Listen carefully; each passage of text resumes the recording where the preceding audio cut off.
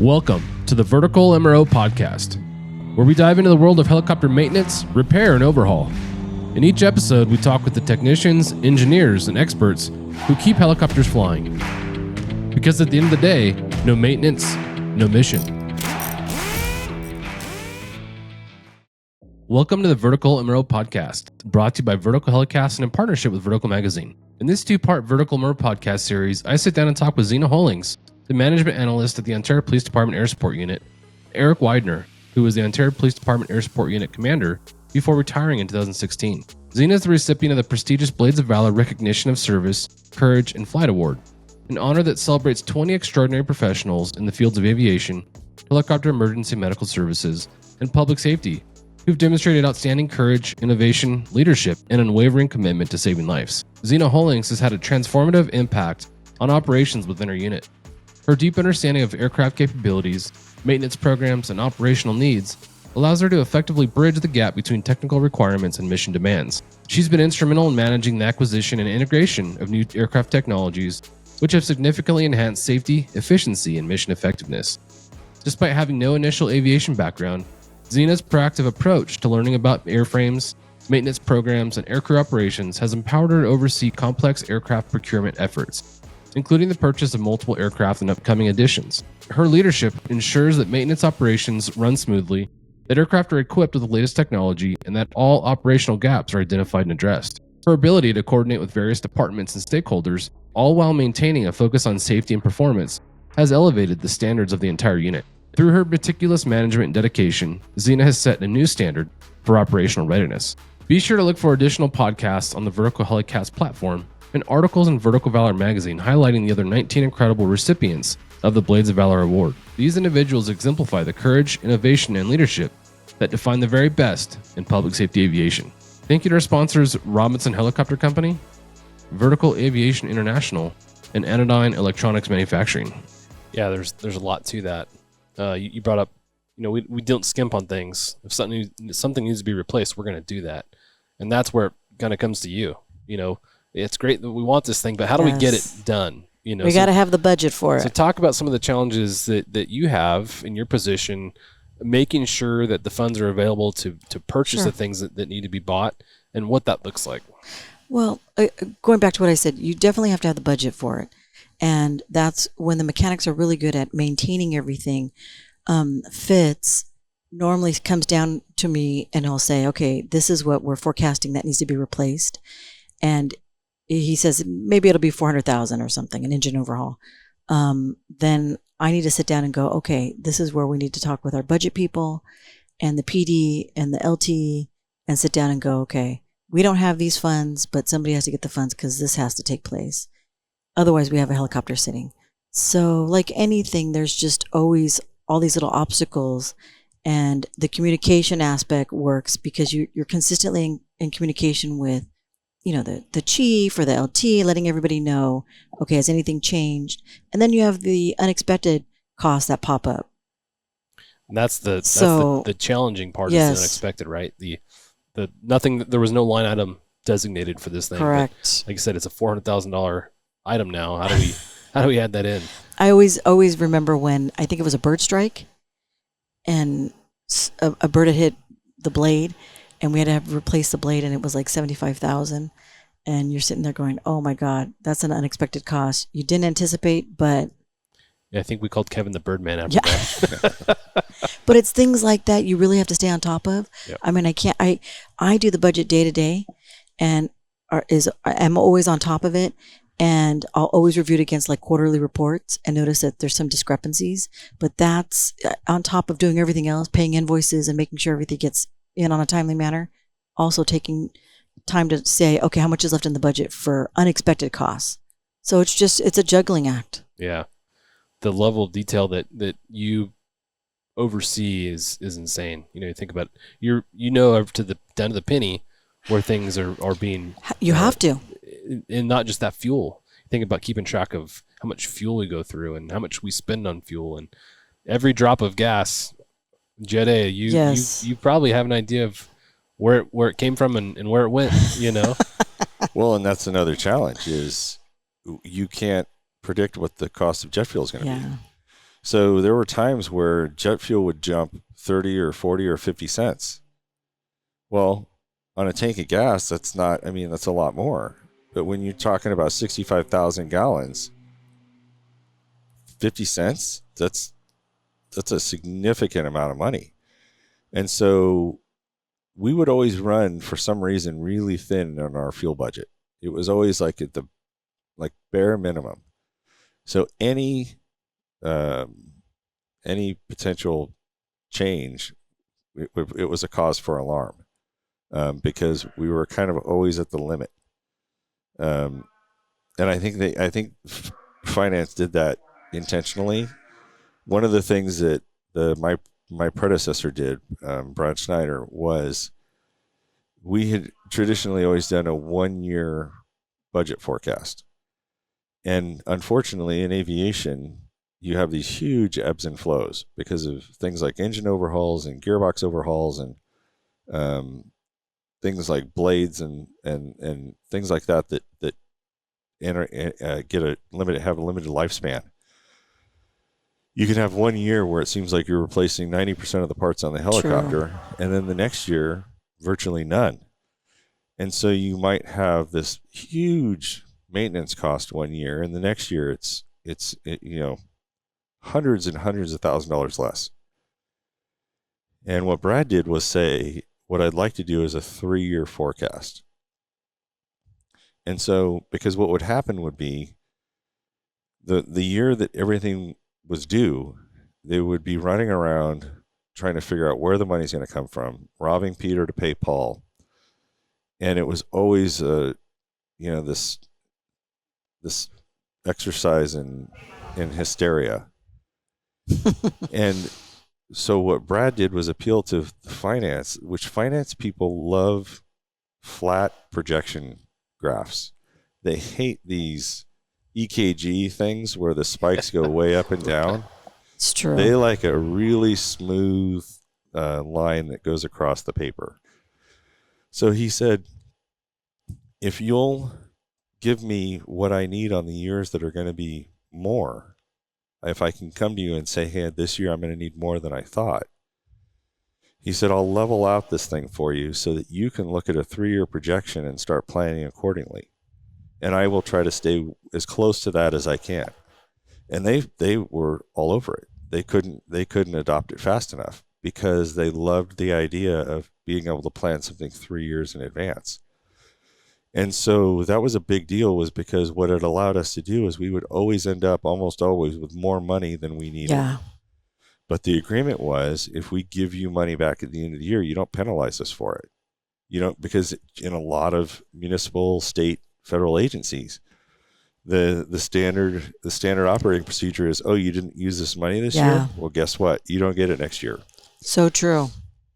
And so he adopted this this tactic to stabilize the cost factor and take the penalty out, the penalty for having too much money at the end of the year and the penalty for not having enough money at the end of the year. And it ended up being a great relationship because it allowed us to have that buffer kind of built in. And then, we were also able to, at the end of the year, a lot of times turn money back in and help some of the other units that maybe were running in a deficit. It becomes Santa Claus. Yeah. And I think it also helped us when we did have a big ticket item or we wanted something, we would get it. Yeah. Yeah. That fiscal responsibility that you displayed comes in crucial. Yeah. In these circumstances, the networking that I do want to come back to on the marketing side, because I do think it's important to talk about. But for you, Zina, when you think through some of the early purchase orders that had to go through, and you're looking at stuff, you're like, excuse me, how much was this? And what is this? Yeah. What were some things that really caught your attention that you remember, like, wow? Well, we had touch bases a little bit earlier. Eric had mentioned we had all these annuals, and there were so many of them, and I would sit down and I'm going, okay, there's one would be for 1,500 Comtress, and I think one of the obstacles I had was, what are these and what do we use them for? Like, because I was also the buffer between us and City Hall. So I had to be able to justify in layman's terms to them so that way they could understand and then go ahead and pay it without question. But sitting down and going through everything was like, okay, you had Helimart, which is kind of the Amazon for aviation parts and supplies. And I had to learn what each one was for. So that way, when I got the invoices, I could, like I said, justify the need. Right. And pay the invoice. But that took some time because I'm like, what do we use all these for? And how do we use them? And what are the guys, and why is this annual PO at 150,000 where the other ones are only, 17,000? Yeah.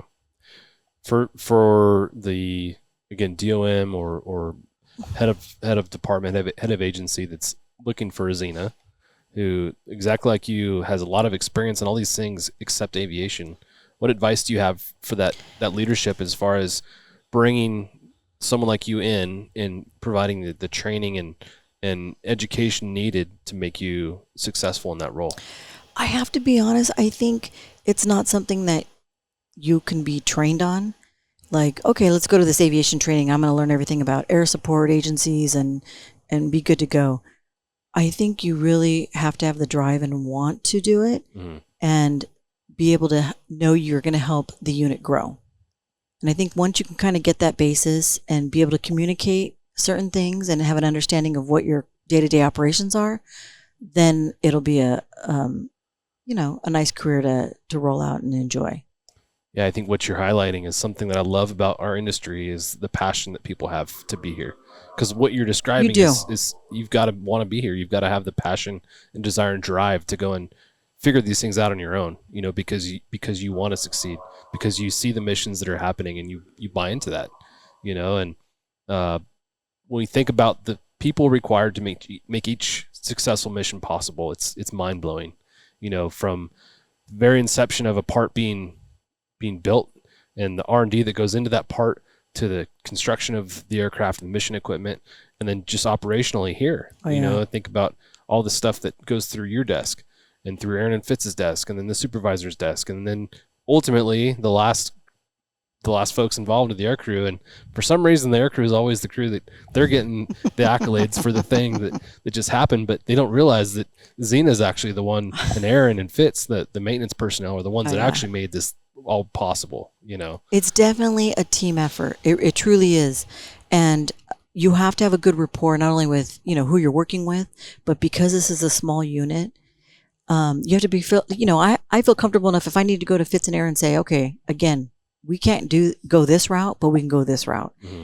And they heed my advice and they said, okay, and of course that's also following up with the sergeant and lieutenant, but we have such a good rapport that they feel they could even come to me and say, okay, do we have money for this? Yeah. This is what we need. I think one of the things that we've done really well, at least in my time here, is the 10-year fleet replacement cycle that we're a part of. A lot of folks ask about that. They say, how do you do that, and what are the benefits of that? So I'd like to spend a little bit of time talking about that. Maybe Eric, you can start with talking about how and why you justified that 10-year replacement cycle for folks that are like, yeah, I'd really like to kind of buy into what you're doing. Yeah.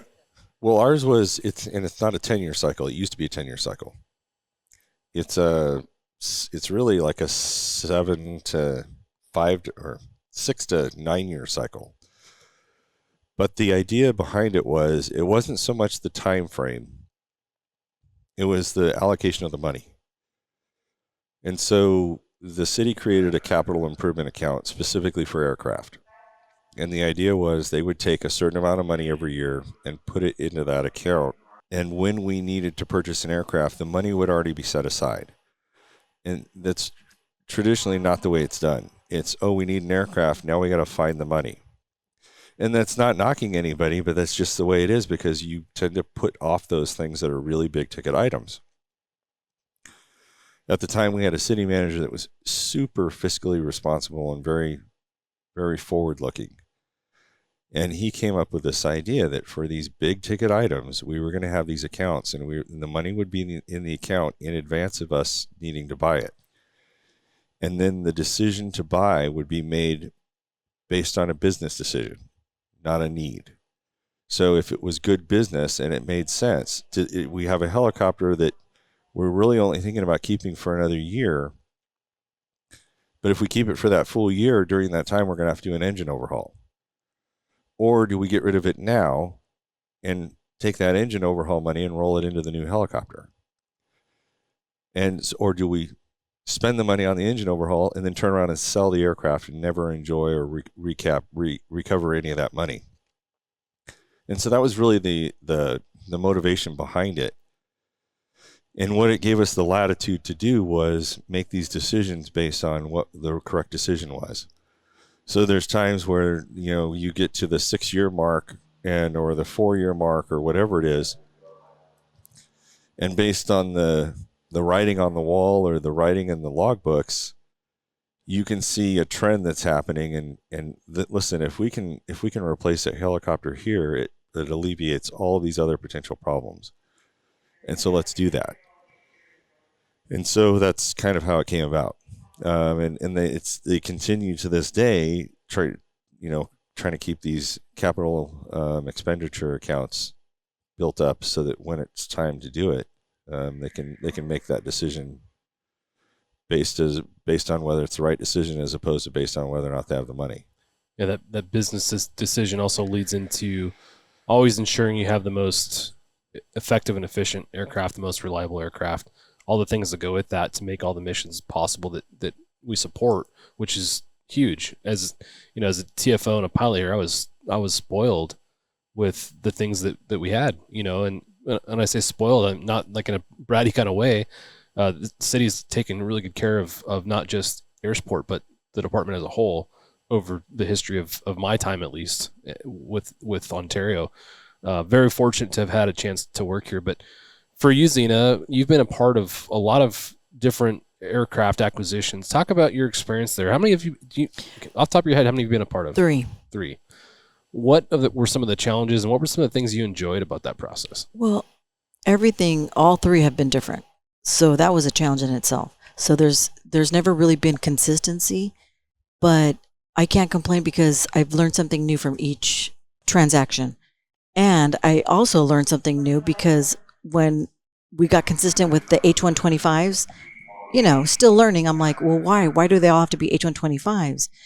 And the guys would say, well, because if we have to interchange parts, it streamlines it for us. I was like, wow, I didn't know that. I mean, those are things, but I enjoyed, again, I always learned something different with it. And it's always been a trial and tribulation, but it's one of those things where you're kind of like, okay, what do we have to do to streamline this?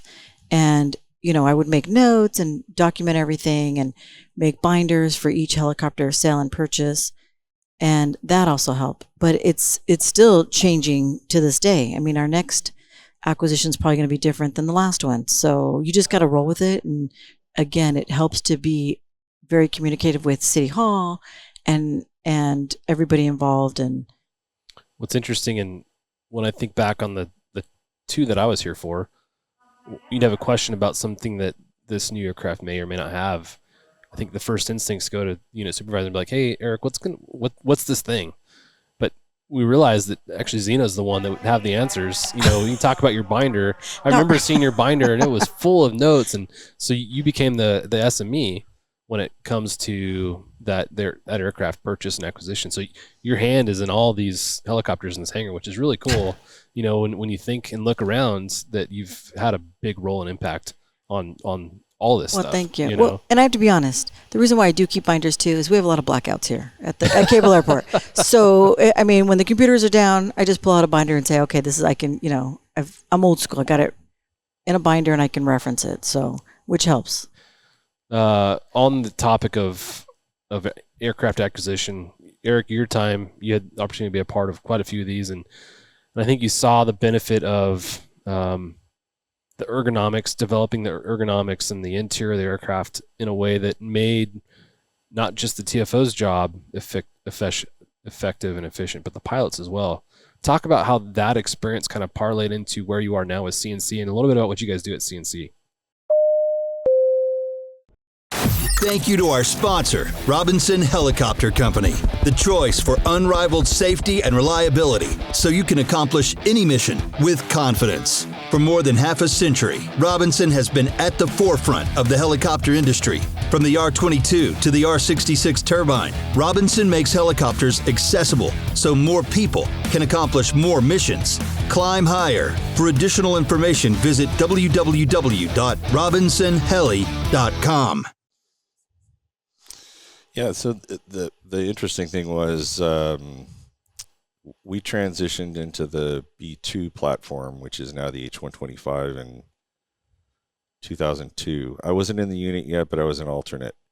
And we, for a period of time, I came into the unit in 2004, and we were a split fleet. We were MD500Es and A-Star B2s, AS350 B2s. And so the challenge was, as you started getting into these acquisitions, was understanding all of the options and the differences. And there's always a tendency when you're not doing something all the time to want to go way overboard. And in the moment, it doesn't seem like you're going overboard, but this is your chance, right? And so when it's a smaller unit, and this is like a cautionary tale. There's this innate desire to want to get like all the bang for your buck. So we want a command and control station in the back seat along with the full TFO suite. We want all this stuff. We want a sling, or we want a hoist, or and that may have never been part of your mission profile. And it's not to say that you can't go do it, but it's to say, what's the probability that you're going to do it? And so one of the things you have to do is have a really honest conversation with yourself is, like, what is it the ship's really going to do? And then let's get the best version of that ship. And I remember this point in the first ship that I did, and Steve Valvo was my chief pilot and my friend since we were in second grade. We went to the police academy together. Steve taught me how to fly helicopters. And I remember we were speccing the helicopter with a sling, a cargo sling. And Steve had experience doing long line work in the 500. And Steve was like one of the best pilots I've ever seen in my life. So my thought was, well, if Steve can do it, we should have this. And I remember we were going through some budgeting things where we were starting to find out that certain things were going to be more expensive than we thought they were going to be. And I remember I sat down with Steve and I said, hey, what's the reality? What's the likelihood that we're going to ever use this cargo sling? And I remember he stopped and he thought about it for a second. He looked at me and he said, probably 0. And I went, really? And he said, yeah, because we got to get every pilot trained in long line, which is a whole thing.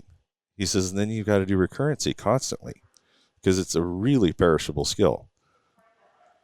So just from a time commitment, from a helicopter commitment, and then we're only going to have it on one helicopter.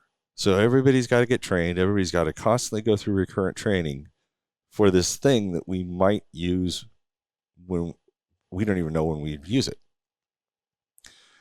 And I said, well, so should we get rid of it? And he said 100%. And, of course, I'm thinking he's going to say, no, we'd have to have this thing on the helicopter.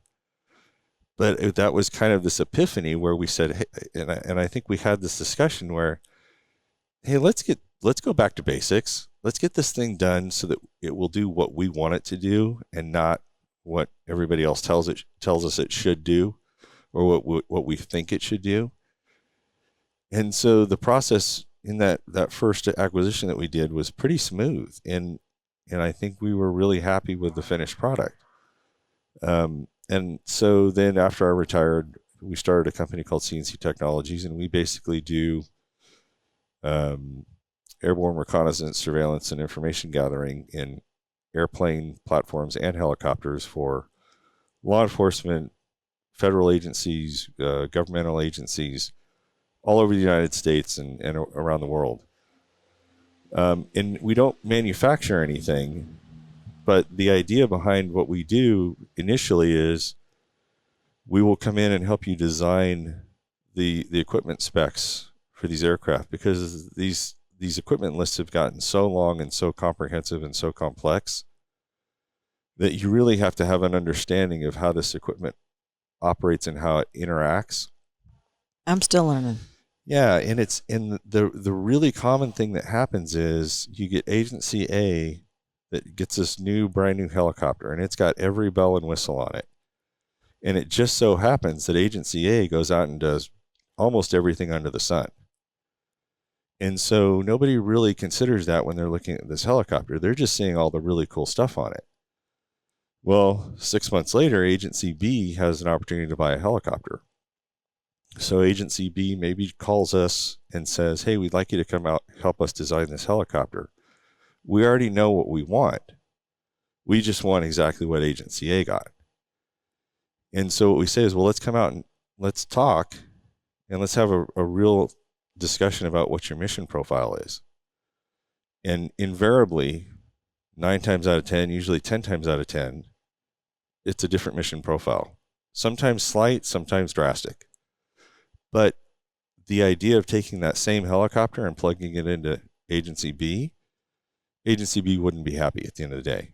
They would have things that they bought that they never used, and they would have costs overruns on the helicopter platform or the fixed wing platform that weren't necessary.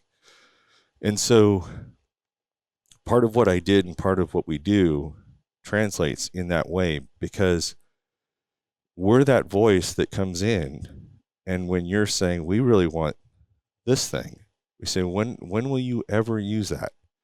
Probably never. Okay, then how about this? How about we save $500,000 by not putting that in the aircraft? But if you were to upgrade this item over here, search and rescue function for $10,000, it would greatly expand your profile. It would take a huge workload off your flight crew.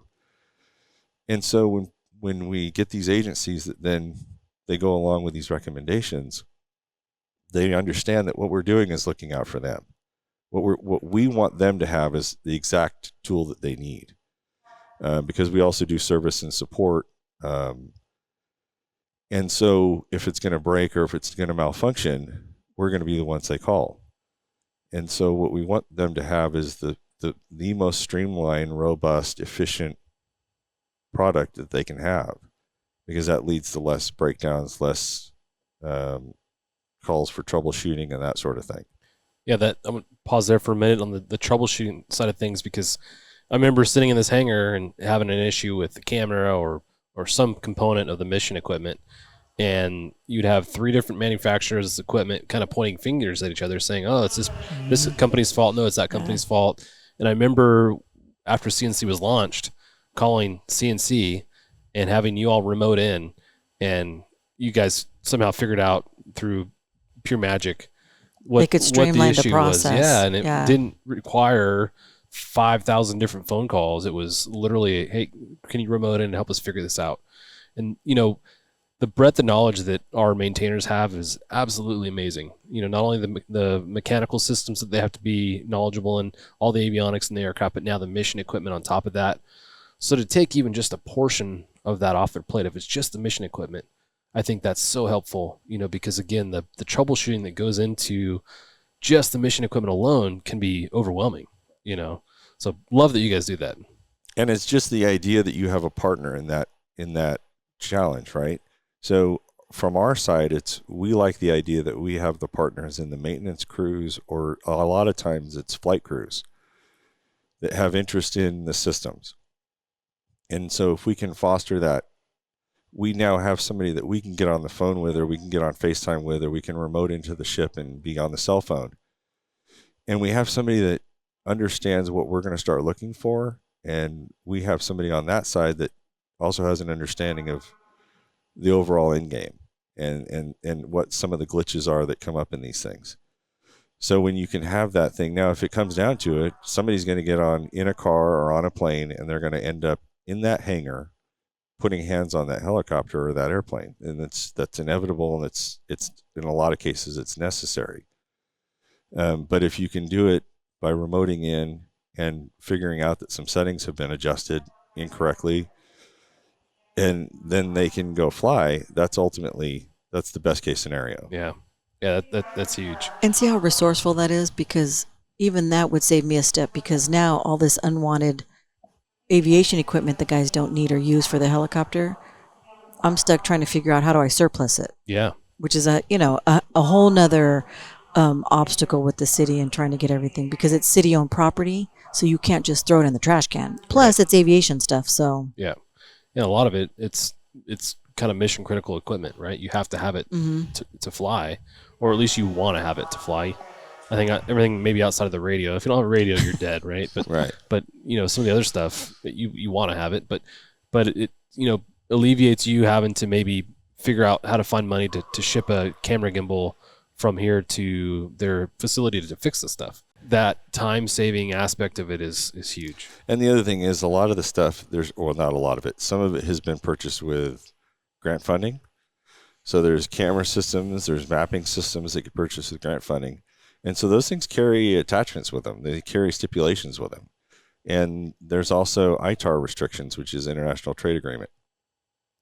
So you have to be versed in that stuff, and you have to understand that as you're taking one out of service and you're putting one in service, you're cognizant of what the requirements are and the restrictions are on both sides.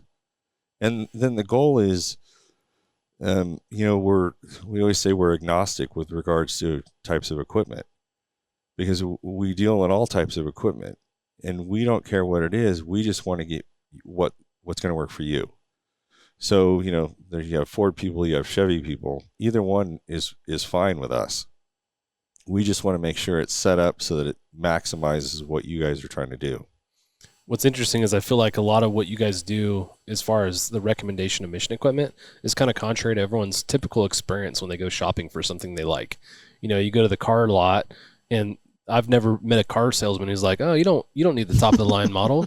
You need this base model, or you don't need the Apple CarPlay. Just use your iPhone or something." And obviously, it's an exaggeration to what you're describing, but you guys are saving folks money because you're realizing, hey, you're probably not going to do this mission. Right. Well, and really, that's just it. It's not. We're not trying to crush dreams, But you want to go at something that's going to be efficient. And so, like the story I talked about with the sling load, it's true, and it happens a lot. And you get these agencies, and I guarantee you, for every one agency that has really pared down an aircraft and got it super functional and really, really efficient, there's probably 3 or 4 that are carrying around 50 to 100 pounds of extra weight that they probably don't need to be carrying, and have equipment in there that they probably never gets turned on or used. And at the end of the day, that's a waste of money, and you're taking up payload, and you're taking up fuel, and you're, all of those things. Yeah. So the idea is, if we can get you down the road and in the air in the most efficient manner, that's going to be what's going to make a difference to you, whether or not you realize it now. Because right now you're kind of starry-eyed because you just got the green light to go buy this helicopter. And so, having somebody say, whoa, maybe we don't want to go full tilt over here, isn't what people are always expecting to hear. Because like you said, they want the undercoat, right? Yeah. They want the clear coat. They want the undercoat. They want the rich Corinthian leather. And so when somebody comes in and says, "Hey, that may not be the best thing for you," they're a little bit taken back. Yeah. But I can tell you almost without exception, once they get down the road and they take delivery of that helicopter and they see that, then the relationship is strengthened even more. Yeah, for sure. Because it's one thing to trust when you're not really sure, but once that trust is validated, and you go, wow, you know what? I was ready to cut a check for a big chunk of money, and these guys just turned me away from that, steered me in a different direction. Yeah, it's been cool to watch CNC grow. Me and Zina have been able to watch it literally from its infancy, and now it's a household name in the industry. You guys are a powerhouse. So congratulations to you guys for all the efforts and positive outcomes that have come from CNC. So, well, not to mention the snazzy stuff that Eric's, good at marketing and the swag. Yes, the good swag. I attribute most of it to our sponsorship of the Hangers podcast, to be honest. Hey, well, we saw, once again, I saw a diamond in the rough, and I took a shot, and look. Hey, look where we are now. Yeah, thank you. See? Yeah. It's all about the stickers. All about the stickers. That was, so when I started the podcast, I think I was asking Eric all the marketing questions, and his first piece of advice to me when it came to marketing was, if you're going to spend money on something to advertise, make it stickers. They go everywhere. They're not expensive, and that was great advice. I get pictures of the Hangers East stickers from everywhere, every part of the world, on every piece of equipment. They love it on the bellies of helicopters, everywhere. It's great. And it's not just kids; it's even the adults. I mean, when adults come up, they love it. There's two things I've noticed. They talk about, oh, you work for the police helicopters. And, they're not interested if you say, oh, it's a SWAT Bearcat. They care less about that. I mean, there's some people, but there's something about the police helicopters that they're enamored with, and the stickers. So this is actually a really good segue into the marketing conversation, because I do feel like this is an important conversation, whether you're in private industry or government, whether you're wanting to recruit the next generation of aviators, or kind of cater to the folks that are aviation enthusiasts. I shouldn't say everyone, most people love aviation, but Zina, for you, when you think back over the course of your career and all the marketing and experience you had and have, talk about the importance of marketing from, the perspective of what we do in aviation. Verticon was epic. More than 600 companies, 15,000 attendees, and the cutting edge of vertical aviation technology. Next stop, Atlanta. The show floor is filling fast. Apply for space. Secure your spot now at the world's largest vertical aviation show, Verticon, powered by VAI at verticon.org. Well, and again, when I worked for the Claremont colleges, and it's private, so money was unlimited. And that's where I first learned about good swag. Every event that they held, they wasted no time on spending money for good quality items that they wanted to give out at these events. People are spending good money for a donation. And then when Eric and I started talking about, coming up to air support and some of the ideas, and then when I finally came up and he's like, this is what I want to do, and he would show some samples, I was on board, because I said, you know what, people love this stuff, and they do. And they remember it, and they appreciate the nice gesture. So I would say it's a key element. I know, LAPD they've got their whole foundation where they've got sweatshirts and other things, but, we don't have that big budget yet. And so even just the minimal things, but people appreciate it and they remember it. Talk about some of the events that we held up here, and Eric kind of mentioned a bag of swag that you'd give away. Sure. Talk about some of the stuff that you would kind of give those folks and what their reactions were and what some of the impressions were that you heard later on. Well, like for the fly-in events, we'd come up with a coffee cup with our logo on it, or a plastic cup, because that was a big thing. Everybody had their, before Stanley got popular, and stickers. And we would just put stickers in the clear cup, give them out at the events, hand out the coffee cups, and people just loved it. It was like, can I get another cup? Can I get another coffee cup?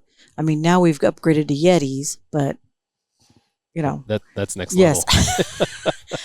All that because of Eric. So. And for the civilian stuff, we would do T-shirts. Zina would roll up a T-shirt and put it in a coffee cup, and then maybe with a sticker. And I think everybody likes T-shirts too. Cops get slutty for T-shirts. Everybody knows that. Can you say that? Yeah, can I say that? Sure. I mean, it's true. It's true. But people, so cops like them because they're free, and it's it's a way to circumvent, or it's a way to augment their T-shirt supply, because we're always wearing T-shirts under the flight suits. Civilians like them because it gives them a link to this thing that I mean, they don't have to be a groupie. And you said everybody loves aviation, and I would qualify that. I don't think everybody loves aviation. I think everybody's fascinated by it. True. I think agree. there's this innate fascination. There's a percentage of people that love it, like us. But even if you don't love it, there's this fascination about it, and especially the helicopters. And as anybody knows that's ever stood on a ramp with a group of people that have never seen it before, you can have a group of people of any age, over 30, over 40, over 60, and they turn into school children when the helicopter starts up and is going to take off. Every cell phone comes out. There's smiles everywhere. And it's as if they're seeing this amazing, it's like somebody just dropped them off at Disneyland for the first time. And so I would always look at that, and I would think, we have to capitalize on that, because this is a cool thing. And so we have these, A, we have these mandates that we have to meet, but B, we have these things that we would like to do. We would like to expand. We would like to grow. And I think part of that is done through public perception and public education. And so a couple of things I would never do is I would never turn down an opportunity to speak, whether it was a Rotary Club, whether it was a Kiwanis, whether it was a civic group. If somebody called and said, would you come speak at our luncheon, I would go. Because I thought every single time was an opportunity to meet and potentially reach out to and connect with 5, 10, 15 people. And once I made that connection, now I have 5, 10, or 15 advocates for the air unit. Because I'm going to do a presentation and I'm going to show them things that they had no idea were things. And I'm going to show them functions of the air unit and why we do what we do and how we do what we do and how we maintain a fiscally responsible budget, but how we do all these really neat things. And I'm going to turn them into fans. And so I would never turn down an opportunity to speak. And the other thing is I would never defer complaint phone calls. I wanted all complaints about aviation to come to me, because it's important to know who your audience is. And if your audience isn't happy and you don't have any knowledge of it, there's a problem. There's a disconnect. Especially citizens. Yeah. And so, I remember one night I get this phone call, and this guy says, my mother's elderly and she lives over by this park in your city. And I said, I'm familiar with that park very well. And he said, and what I've noticed in the last couple of weeks is your helicopters are flying over that park all hours of the day and night, and they're making all kinds of noise. And, I don't understand the reason for it. It just seems like you guys should be doing something else. And I said, well, I totally understand what you're saying. And I understand that it can be a little bit of a nuisance. But I'm going to give you a little bit of background about what happened.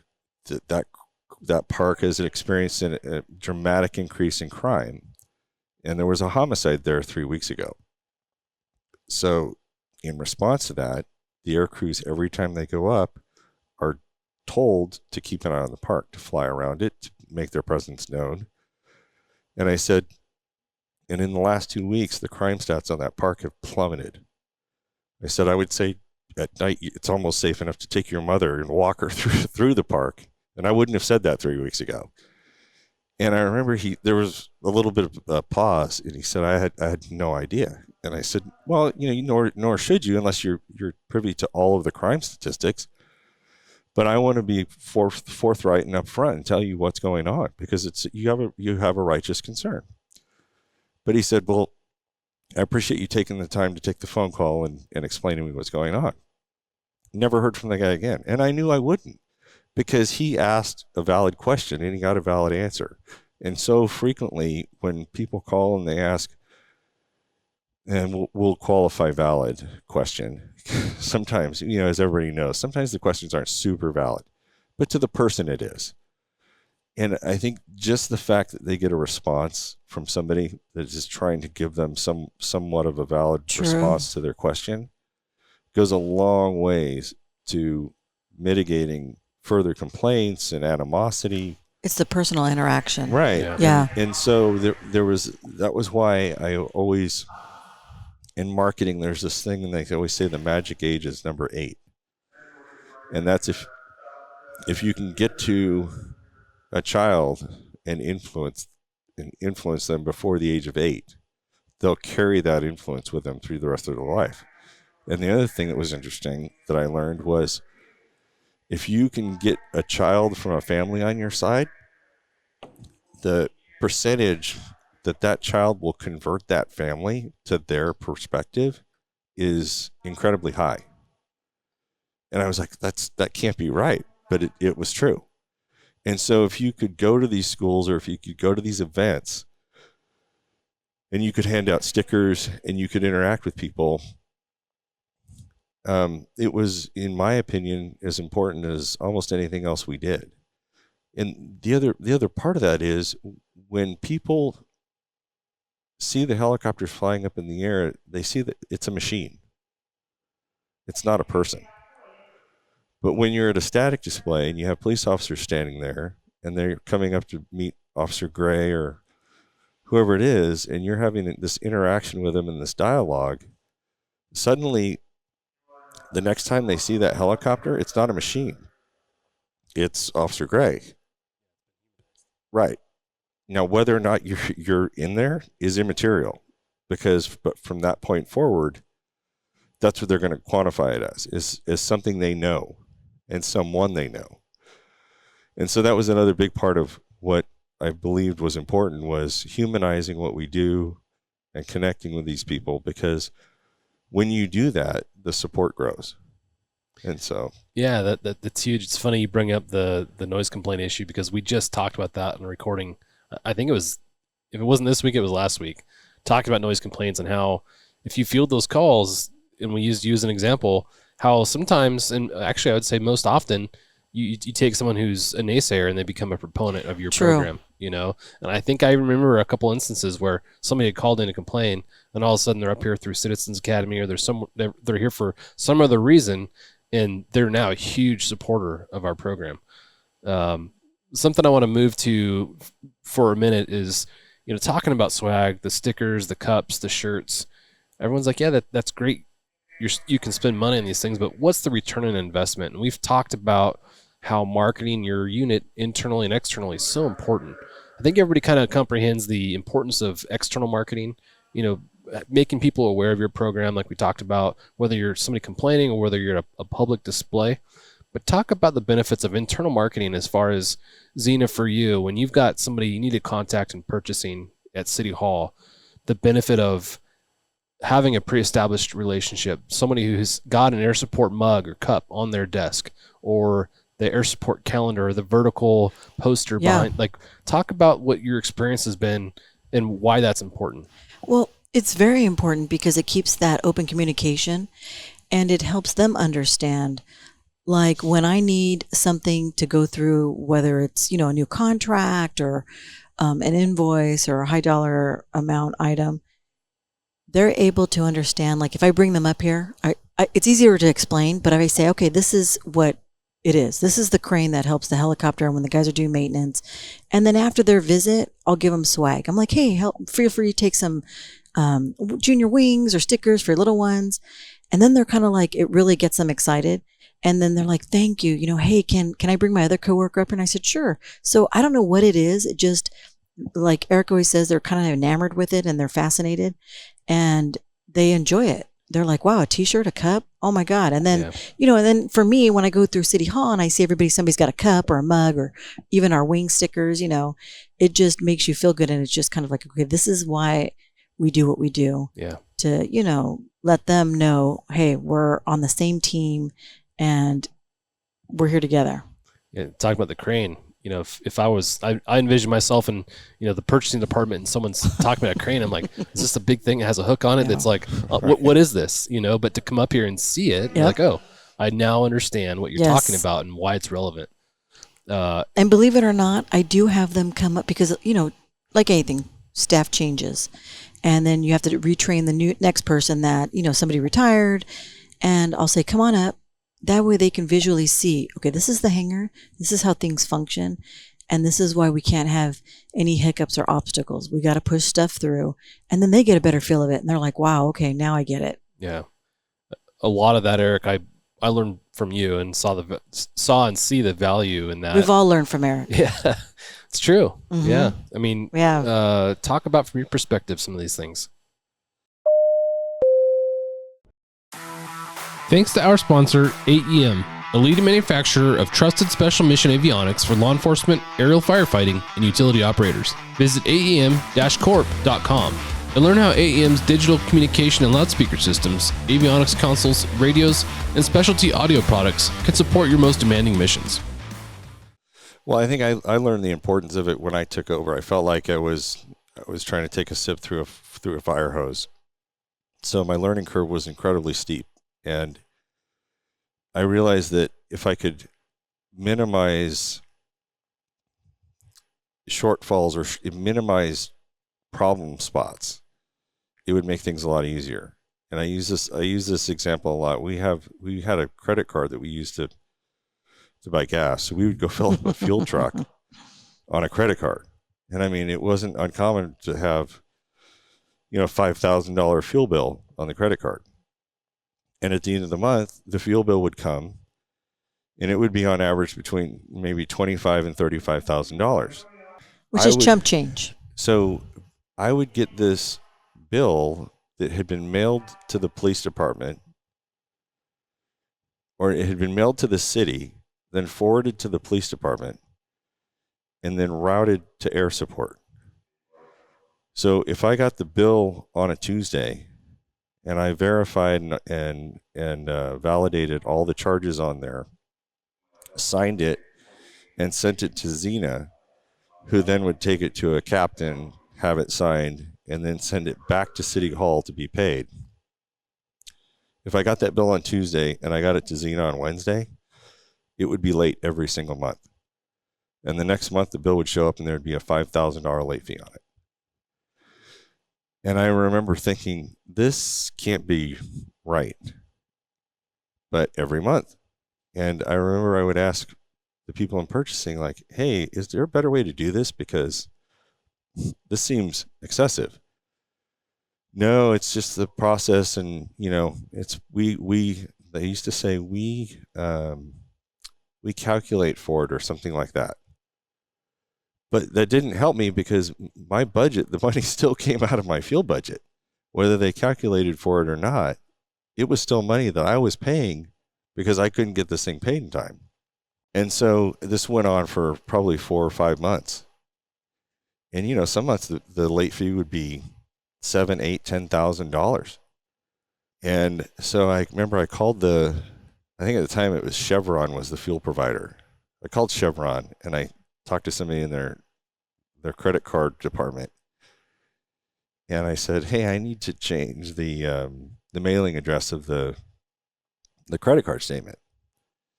And the guy says, well, who are you? And so I tell him, and he says, okay, well, I don't have a problem with that. So the next month, the bill came directly to us. I verified the bill, sent it to Zina. She sent it over, and the bill was paid on time. Barely, but at least on time. And suddenly, now we weren't paying $5,000, $10,000 late fees. It was a matter of, that's when I started realizing I have to know people. Because if I know somebody and they know who I am, and I can pick up the phone, I need to be able to have a conversation with somebody. Because the only way that you can get things done is by communicating with people. And there has to be some interpersonal communication and relationship. Because if you and I don't know each other, you're just somebody.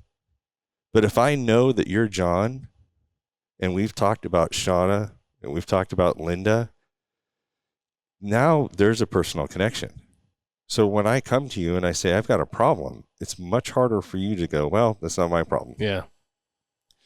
So on a very basic level, you kind of have to start forming these relationships. Because when things hit the fan, you've got to be able to pick up the phone and call somebody that's going to understand who you are and what's going on. And that was really the motivation behind it, was I was just trying to keep things running efficiently and prevent these hiccups from occurring over and over and over, which ultimately reflected on me, but at the time I had no control over. And so that was kind of the motivation and the impetus behind realizing that we have to start socially and we've got to start networking here, and people have to understand who we are and what we do, and we have to try to understand what their missions are. And you do. It's such a key element. I think one of the things that I learned from you that I liked as well is, not every agency has the budget to go and buy their stickers and their things, but most folks go to a conference at some point. And what do you find at conferences? You find vertical Valor calendars. You find little tiny helicopters that are made of foam for kids. You find all these little things that at the end of the day, you're not super excited about because you've seen it 1,000 times. But if you grab that stuff, bring it back with you, and then go to City Hall and give it to these folks that we've identified that are important to develop these relationships with, they remember that stuff. They do. And that becomes kind of like the lubricant and the gear system of this network that we need to develop, and so I think it's just a great way to foster those relationships and get people to understand what we're doing and why we're doing it. So thanks for going through that. I love talking about marketing, and Eric's the guy to talk with that about, and so are you, with your background and all the things that you did here and previously. Sure. And it's funny because Zina was I could come up with ideas, but Zina always kind of knew how to package them. She always knew how and when to present them. And you have to have both sides of that. You have to have the person that has the personality that can interact and just read the room, Sometimes I think Eric would test me, though. He'd be like, "Can we have a step and repeat at this event?" He said, "I don't a red carpet, something." I said, "I don't think that's right. city approved." Right. Yeah. I mean, and as much as Zina and I got along, I remember one time I wanted a 20-foot ice sculpture, and she was like, "Absolutely not." And I'm like, "So this is a true story." So it's June and it's 110, and it probably won't even make it till people. It's the point that we'll be able to take some pictures of it, and it was here. Yeah. He liked to test the waters on that. Can't imagine. No, that stuff is all gold. The impact, again, that you've had on this unit is outstanding and astounding when you think through all the things that you've been a part of, the culture that you've helped develop. And again, you're the kind of the thing that's been constant here since Eric retired. Thank you. It's definitely been a fun ride. Yeah, it's really cool. Yeah. Mr. Toad's wild ride, I'll say. Yeah. The one of the last things I'll say is, where your office is in the hangar, you're kind of the first person that people see. You are the first person that people see when they come here, and you're the last person they talk to before they walk out the door. And I think that's by design. I think we've identified that you're that person that is critical for people to see, not just once but twice, because of the passion you have for what you do. That joyfulness is contagious, and we want people coming out of our building with the good experience, not the get off your lawn or get off my lawn, type of attitude. No, thank you. I do pride myself on that. I do want you want people to come back. You want people to acknowledge you, and that's what it's all about. So the last question I'll ask is, two things. One, is there anything that you'd like to touch on that we haven't talked about? And then two, let's just start with that. Anything that you'd like to talk about that we haven't touched on so far? No, again, I can't thank Eric and everybody enough. I mean, it's like I said, it's a team effort, and it's definitely a small, eclectic group. Everybody has their unique personalities, but you have to roll with it, and that's what makes it interesting. And I'm all about, and Eric knows this, I always say I'm all about streamlining. And I think, you kind of master that. And I'm also about, I'm just working a vacation, but it's a combination of everything. You just kind of have to be able to roll with the punches, deal with all the obstacles at City Hall, different personalities. But at the end of the day, it's just a great ride. Yeah.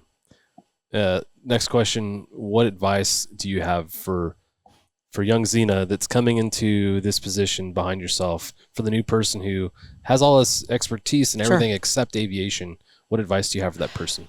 In all honesty, I would say you definitely have to have patience because not everything, again, it's government, not everything moves so fast.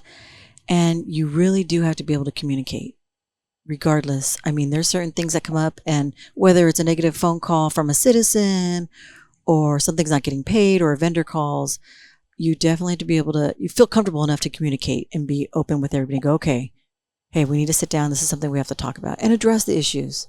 So, because your guys' main goal is to fly, and that's something that Eric had taught me.